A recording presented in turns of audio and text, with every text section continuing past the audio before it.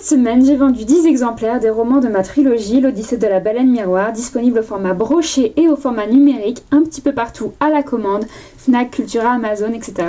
Même en librairie, vous pouvez aller demander à votre libraire de vous commander vos exemplaires. Cela élève donc le nombre total d'exemplaires vendus depuis la sortie du tome 1 à 446 exemplaires.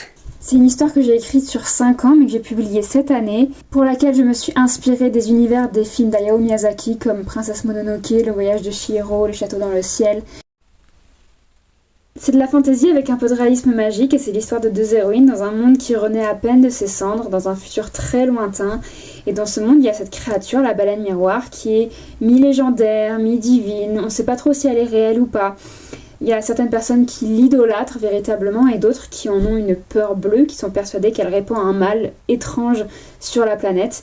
Et donc les 2 héroïnes, chacune de leur côté, se retrouvent sur les traces de cette créature à essayer d'en savoir un petit peu plus, avec chacune leurs aventures personnelles. Elles sont séparées de leur famille, de leurs amis, elles se rencontrent de nouveaux amis, elles sont confrontées à des antagonistes, à la nature aussi. Il y a beaucoup d'animaux qui frisent le surnaturel, par exemple cette baleine qui est recouverte de roches miroitantes. Il y a aussi des chameaux dont on dit qu'ils ont des yeux humains et qui ce sont les messagers de la baleine miroir. Il y a des cerfs avec des bois qui sont en fait des branches d'arbres sur lesquelles poussent des feuilles, des fleurs et tout, qui y a des petits oiseaux qui se posent dessus.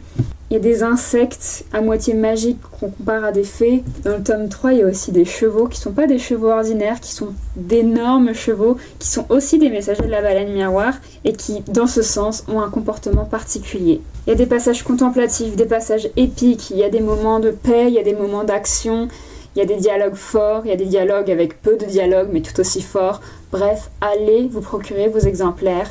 Tentez le coup et achetez-les tous, allez jusqu'au bout parce que ce serait trop dommage de s'arrêter au tome 1 qui est vraiment juste l'introduction. Le tome 3 c'est le meilleur de loin, je l'adore, il est génial, allez-y.